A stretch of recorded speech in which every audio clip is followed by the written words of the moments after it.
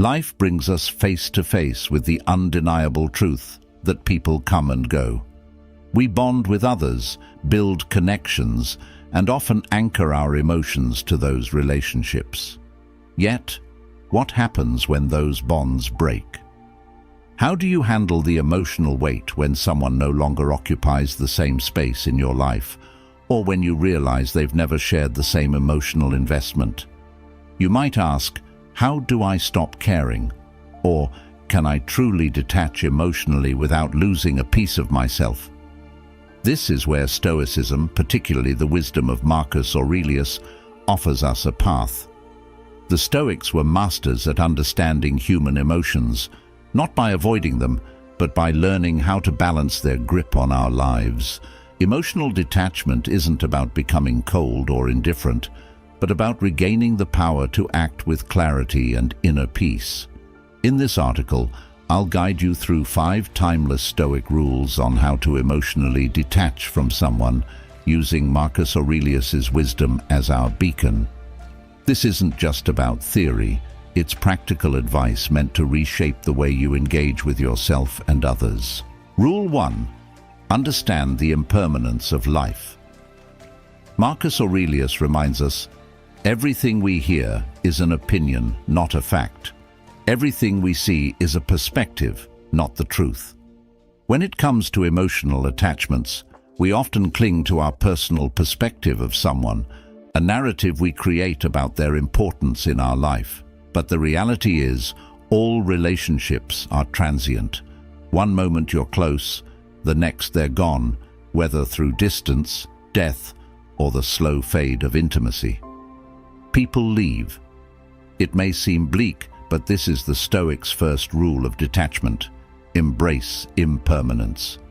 When you realize that no connection is permanent, you become more conscious of the present. Have you ever tried holding on to a handful of sand at the beach? The tighter you squeeze, the quicker it slips away. This is a natural law of life. The more we try to possess something or someone, the faster they fade. In my own experience, I had a friendship that spanned over 10 years. We shared everything, dreams, fears, late-night conversations, yet over time, things changed. As much as I resisted, the distance between us grew. The emotional investment I had made felt like a chain holding me to someone who no longer reciprocated the same connection. It wasn't until I accepted that the friendship had run its course that I could finally release that emotional weight. Marcus Aurelius would have advised the same. Accept that things will end, and you will suffer less when they do. Rule 2. Master your emotions through rational thought. There's a tendency to believe that emotions control us. You feel pain, sadness, and anger. Those reactions come naturally when you're emotionally attached to someone. But here's the hard truth. Emotions are not reality. They are a product of your thoughts, beliefs, and interpretations of events. Marcus Aurelius and the Stoics deeply believed in this principle. We are not at the mercy of our emotions. Our emotions are at the mercy of our thoughts. Marcus Aurelius taught us that the mind holds the power over how we respond to the world.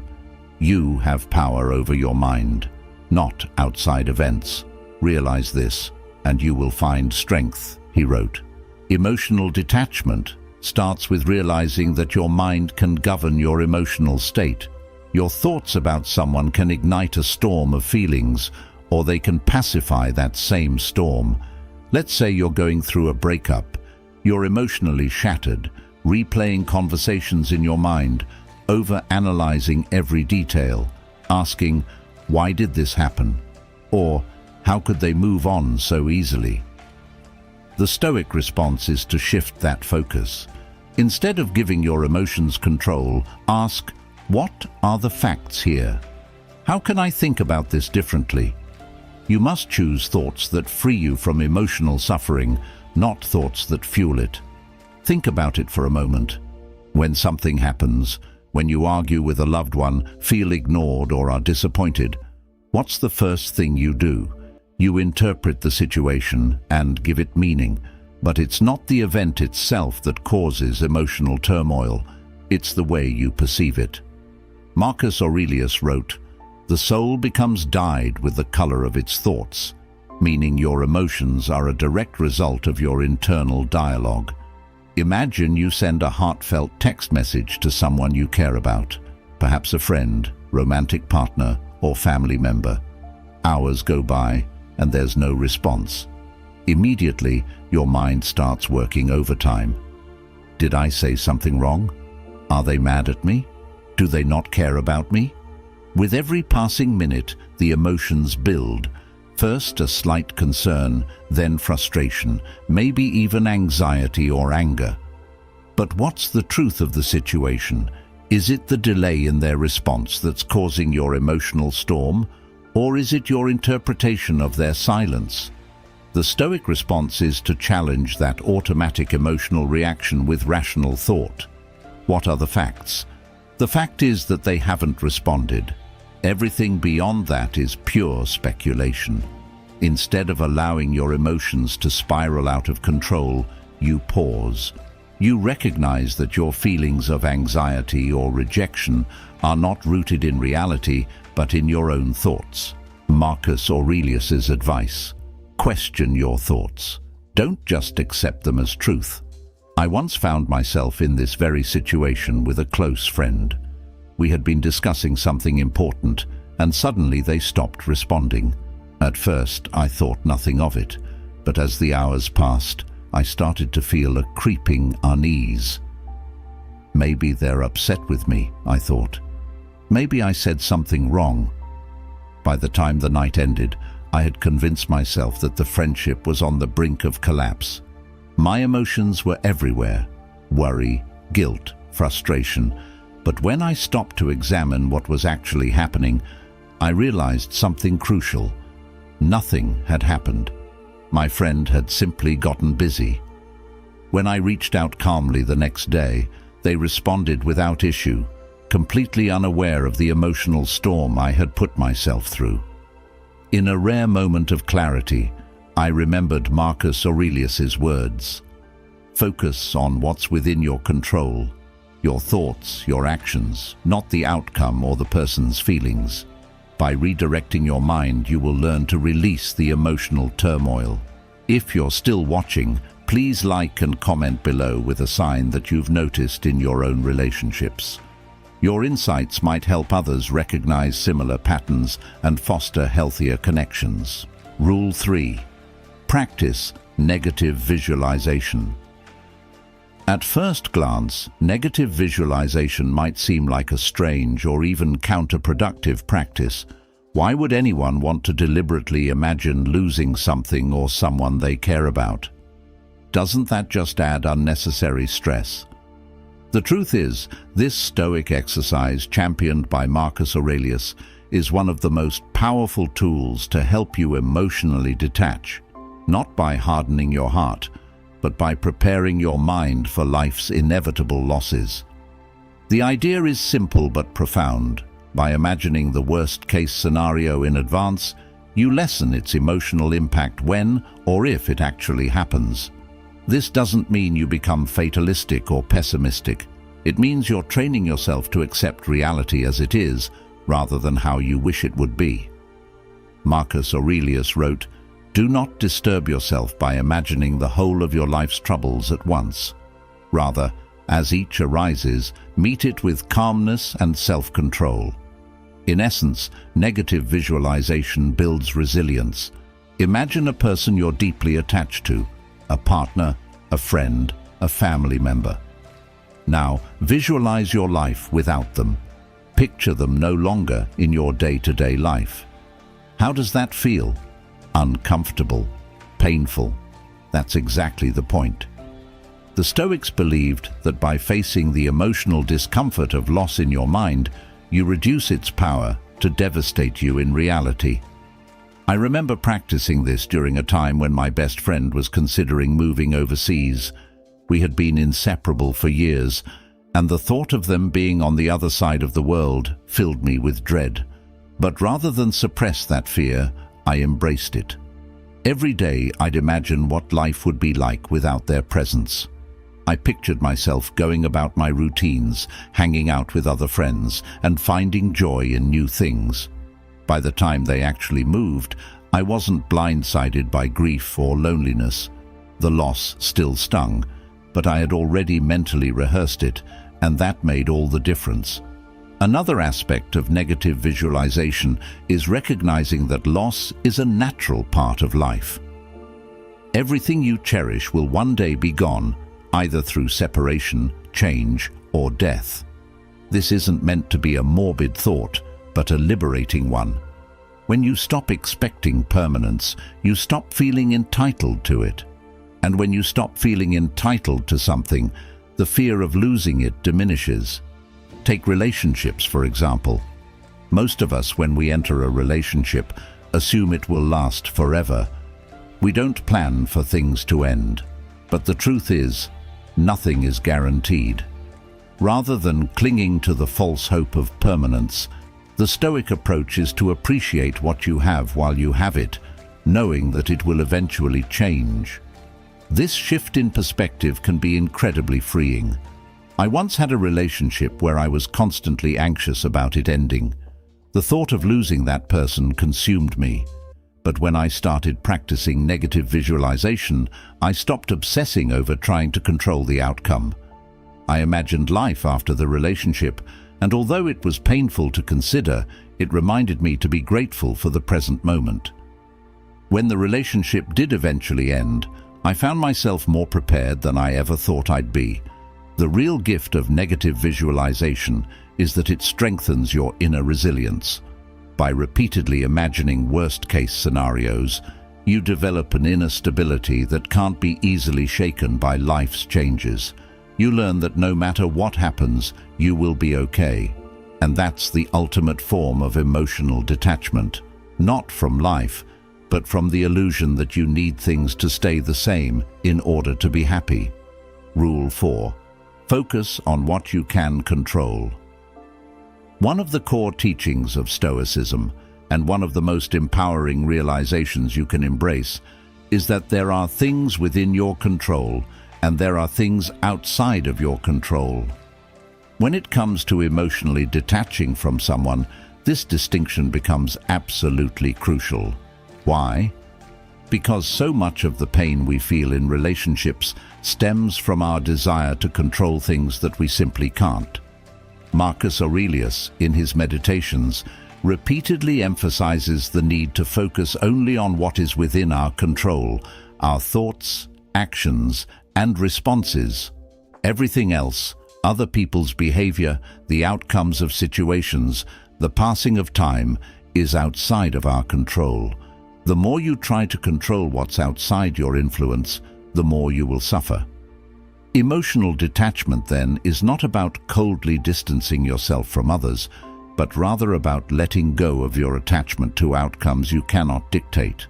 When you're deeply attached to someone, whether it's a romantic partner, friend, or family member, it's natural to want to influence how they feel about you.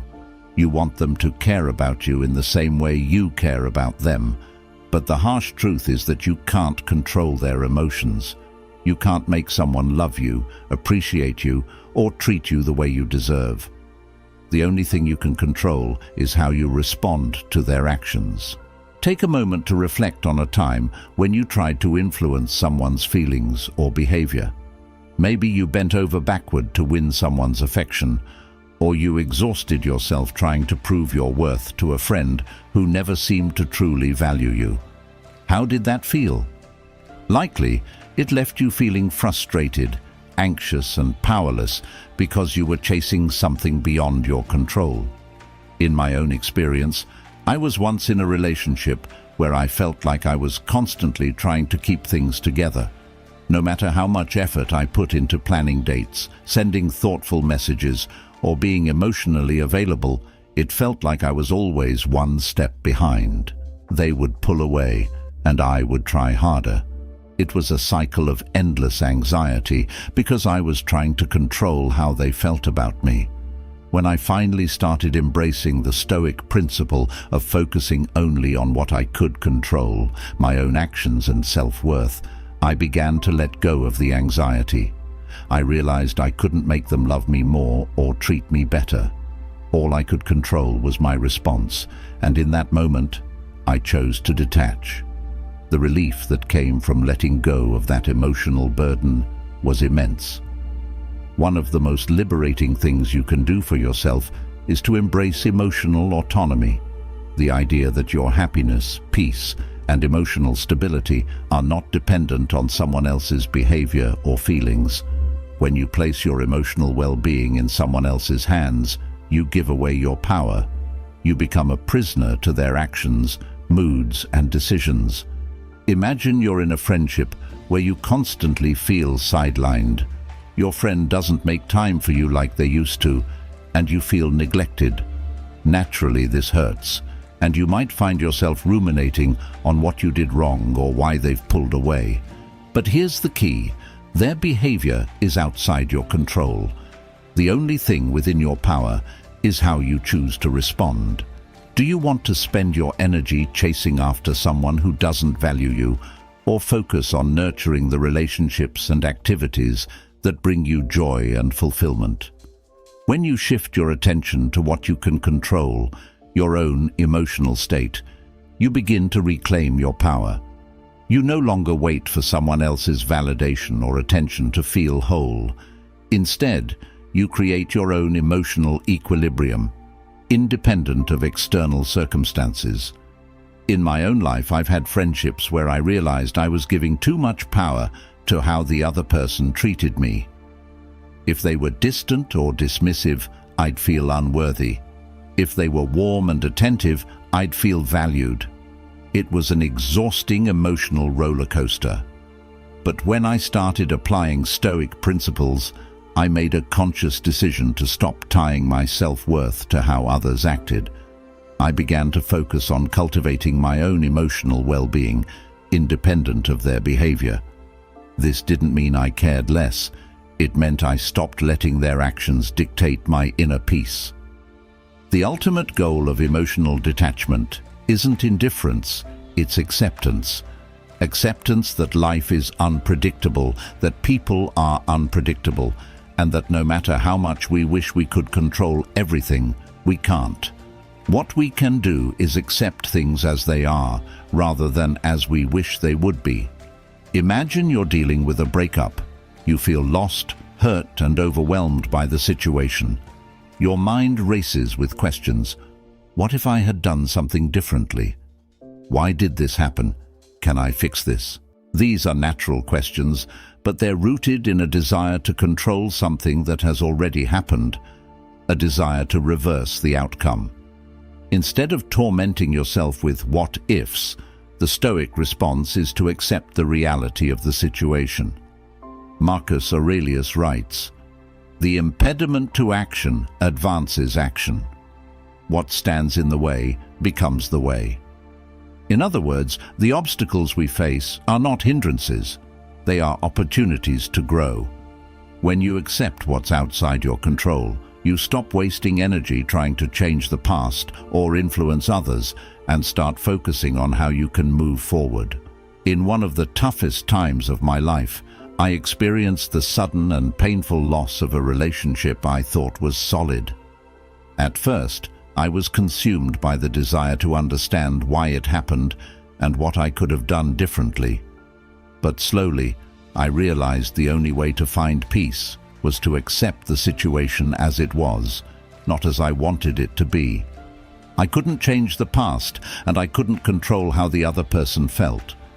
What I could control was how I reacted to that loss. Instead of clinging to what was gone, I embraced the present reality and found strength in acceptance. Rule 5. Reflect on the bigger picture. When you're deeply entangled in the emotions of a relationship or difficult situation, it's easy to lose perspective. Stoic philosophy, especially through the teachings of Marcus Aurelius, encourages us to take a step back and reflect on the grander scheme of things. Aurelius often emphasized that our troubles, fears, and desires are mere fleeting moments in the vastness of time. By adopting this broader viewpoint, emotional detachment becomes easier. Ask yourself important questions like, will this pain matter in 5 years? Or, does this person truly define my entire existence?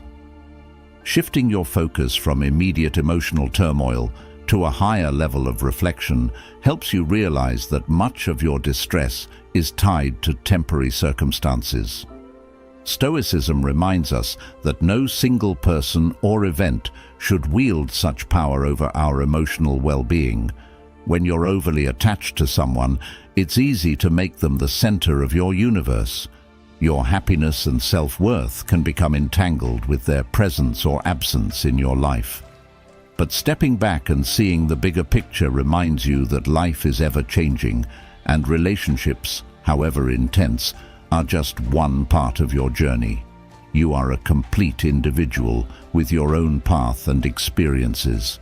In the heat of a breakup or emotional conflict, it may be challenging to grasp this perspective. But reflecting on the larger scope of your life helps you understand that you've survived emotional storms before. Life moved on, and so did you. Think back to previous relationships or moments when you thought your world was falling apart. Those wounds healed, and you became stronger and wiser. This is the natural rhythm of life. In my own experience, I once went through a painful breakup that felt like the end of my world. For weeks, I fixated on the past, feeling like the future had lost its brightness.